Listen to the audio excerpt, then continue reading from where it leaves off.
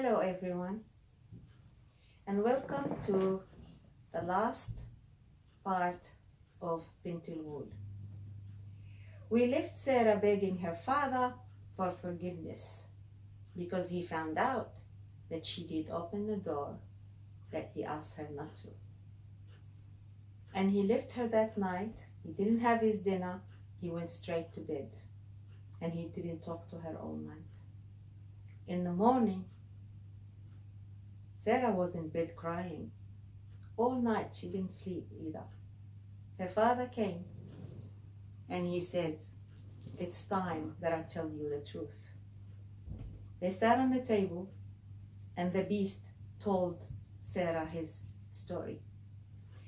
He said, "I wasn't always a beast, Sarah.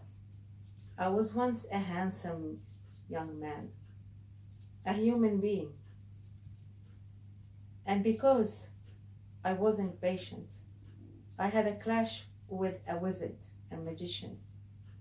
And the wizard cast a spell on me. He turned me into a beast. And he said, you will never go back to your human form unless you teach somebody how to be patient. And you were my only chance, Sarah. I thought I can do it. I trusted you. But you broke the trust and you were not patient. You did open the door that I asked you not to open. And therefore you wasted my chance of becoming human again." Sarah cried. She kissed his hands. She kissed his feet. She asked him to forgive her and give her another chance. He said, "Okay, if you promise that you will do what I say this time." She said, "I will do anything, my dear father, to make it up to you." He said, "Okay, then listen to me. When the Sultan's wife comes this afternoon, open the door for her, greet her well and meet her well. And tell her my father said, yes, I agree. And I give your hand to the prince. And I have only one condition." She said, "What is it, Dad?" He said, "I want your dough, your weight gold. So I want the Sultan to put you in the weighing scale and your weight, pure gold, should be given to me. If they can do that, they can take you as a wife." And she said, "Wow, but why?" And the beast got angry again. "I told you not to ask questions, Sarah. You have to learn how to be patient." I'm sorry, my father." "Okay, what else?"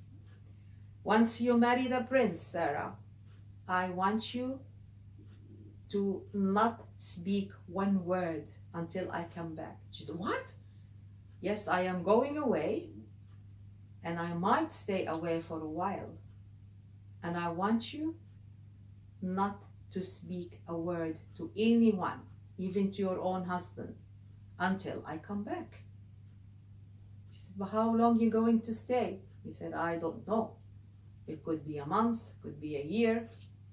You just have to be patient." "Okay," said Sarah.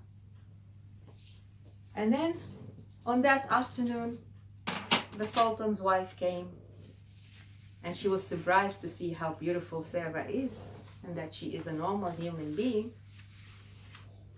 And she told the Sultan that the beast is asking for Sarah's weight in gold. And the Sultan was really panicking at that time. Where are we going to get all that gold from?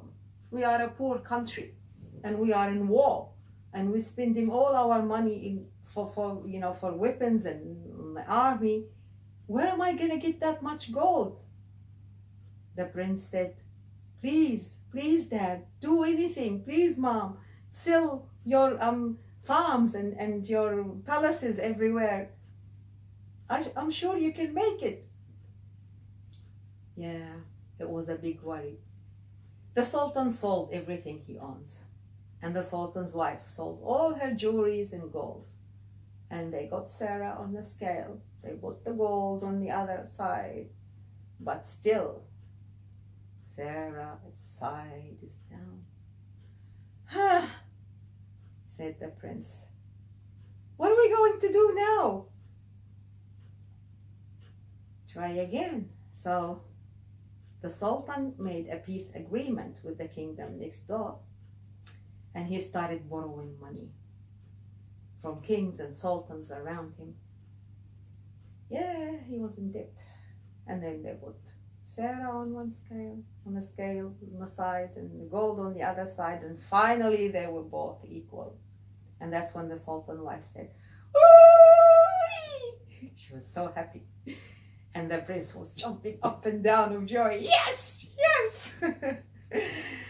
And the Sultan announced that there will be a great wedding in the kingdom.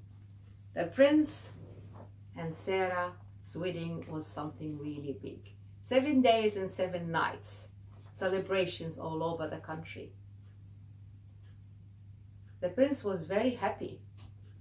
Sarah was happy too, but she was very silent. And then when she said goodbye to her father, she was in tears. The prince tried, give her a pat on the shoulder. He was so kind to her, and he said, "I understand you're not speaking because you're gonna miss your father. But believe me, I will make your life so beautiful and perfect and happy. And I'll give you all the happiness you deserve." A month after a month, the beast didn't come back. Sarah was quiet like she promised. Sarah's mother-in-law started to think that there's something wrong with Sarah. And the prince said, "I heard her speaking, Mom. She is not deaf. She's not dumb. I have heard her. I have seen her. She's able to talk. Maybe she's just sad because she's missing her father. Maybe she will just give her time, Mother. Just give her time. She'll come around." The mother waited, and the Sultan waited. They tried every trick in the book to make her talk, but she wouldn't. And a few months later, she came to the prince with a smile on her face. And she said, of course she can't talk, she just gestures. And the prince said, "You pregnant? Wow!" And he ran, he gave her a big hug, and he told his parents, "Oh, Prince Crown is coming, woohoo!" They celebrated, they were so happy. And she gave birth to a beautiful prince. And then, the next year, she did the same thing again. And the prince was happy, jumping. He gave her a big hug. I just wish that you could talk, Sarah. And she gave birth to another prince. 4 years. 4 years. And Sarah kept her promise, not one word. One day she was playing in the backyard with her children, and she heard that sound, the familiar sound of the wind.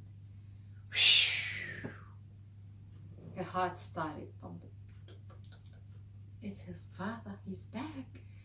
She ran and she looked for him, and suddenly he appeared in front of her. She hugged him and she cried, and she said, "I kept my promise, Father, I didn't speak a word." He said, "Now you can speak, my dear daughter. I want you to go inside and tell the Sultan and all the family that I am their guest tonight. I am sleeping over. I'm spending time with my grandchildren. And I want to sleep, not inside the palace, outside in the open air. I want you to lay 7 mattresses on the top of each other's, 7 pillows, and cover me up with 7 blankets, and leave me over the night.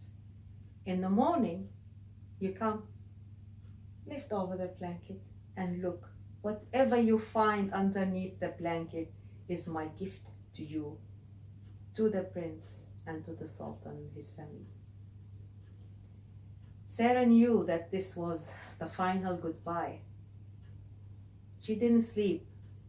She was thinking that how much she's going to miss him again. But she did exactly what she was told. She went outside, put 7 mattresses on the top of each other, 7 pillows. She prepared 7 blankets. And she went inside trying to laugh and talk and watch the beast playing with his grandchildren, and the children saying, "Oh, he's kind. He doesn't look nice, but he's very kind. We love him." And then the beast said good night, and he went outside and he slept, and they covered him up with the 7 blankets, and they went to bed. Of course, Sarah didn't sleep. She was crying and sniffing all night. She knew it was the final goodbye. In the morning, Sarah and the prince and the 2 children ran outside to the pergola to open the door, to open the blankets. And guess what they found underneath? No beast, just a golden statue of the beast. Solid gold. As soon as the prince touched his face, the beast's face, the gold cracked into little pieces, little stones. Sarah, with tears in her eyes, told the prince, "Gather all the gold, put it in one big bag, and give it to your father." You know what? They gave part of this gold for the sultan to pay his debt. And with one part, Sarah bought jewelries for her mother-in-law instead of all the jewelries she sold. And the rest of it, the sultan put in the army to invest. They were living very, very happy after that, except for Sarah missing her father. She saw him that night in the garden, somewhere in the horizon, in the form of a beautiful young man. And she would wave to her, and from her window she will wave back. But the beast was never in her life again. Later on, when the sultan died, the prince became the sultan. And Sarah, like the magical swan said, she became the sultan's wife. This is the story of the daughter of the beast, told by me, Lola Sabawi, on behalf of my grandmother. Thank you for listening. I hope you have enjoyed it, and I will see you again in another story. For now, good night.